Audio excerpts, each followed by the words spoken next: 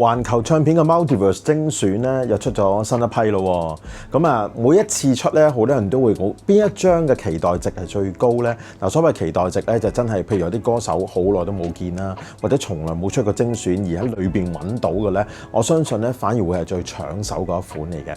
我手上呢一款吳遠芳會唔會係其中一款咧？嗱，咁啊吳遠芳咧，哇有啲朋友可能要翻查下記憶，究竟邊個嚟嘅咧？唱過啲咩歌咧？咁樣咁，但係當然啦，中意聽歌嘅朋友咧，心水清嘅朋友點會唔記得吳遠芳啊？嗱，吳遠芳咧其實啱啱好就係40年前，1986年咧就係參加香港小姐競選，咁啊3料得主嘅喎。佢咧就係得到亞軍啦、最上鏡小姐啦，同埋當時咧就係有一個才華小姐嘅環節嘅咧。佢咧就係選唱咗葉倩文嘅《長夜 My Love Good Night》，就贏咗呢個才華小姐，即係話當時佢嘅歌藝咧已經嶄露頭角啦。直至到喺1990年咧就獲寶藝星唱片公司咧就係簽約旗下，而寶藝星咧就係屬於環球唱片嘅旗下嘅一個子公司嚟嘅。當時1990年咧，吳遠芳出道咧都幾威㗎，攞晒新人獎啊！咁咧就分別咧就係攞咗勁歌金曲總選裏邊嘅新人獎銅獎啦，同埋喺叱咤樂壇頒獎典禮裏邊咧係攞到女生力軍嘅金獎啊！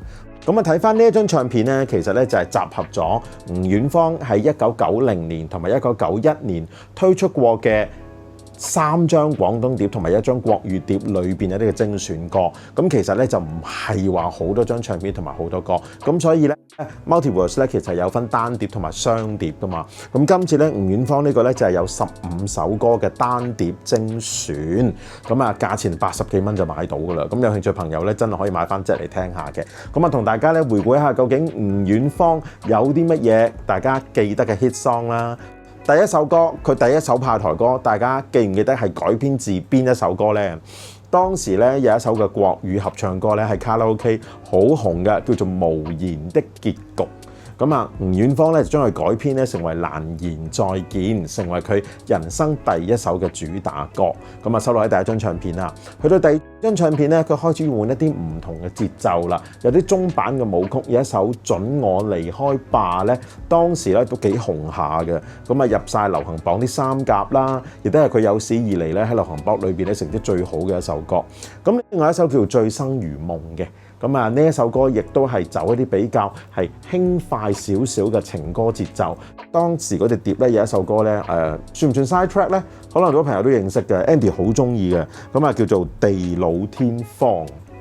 呢首歌咧同關淑怡有一首歌咧就係撞歌名嘅嚇，但係呢首歌咧我覺得好清新，好好聽嘅。咁呢張精選碟入邊咧亦都有收錄嘅喎。咁啊，大家如果買咗咧，記住留意 Andy 呢個心水推介啦。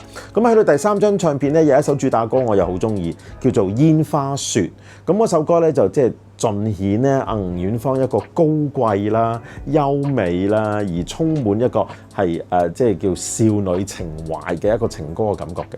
咁嗰首歌又係好好聽。咁當然呢張唱片亦都有啦。咁另外有朋友都會記得啦，佢同劉德華合唱過嘅。咁啊有一個電視劇歌曲叫《秋意中等我》啦。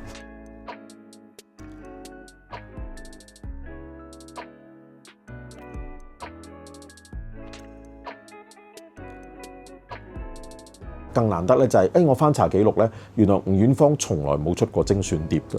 當年只係出過3張廣東碟同埋1張國語碟，就係咁多啦。咁而家有一張精選碟可以匯聚翻佢當年所有歌曲15首，慢慢聽，我諗都可以重拾一啲成長回憶嘅。你中唔中意呢張碟呢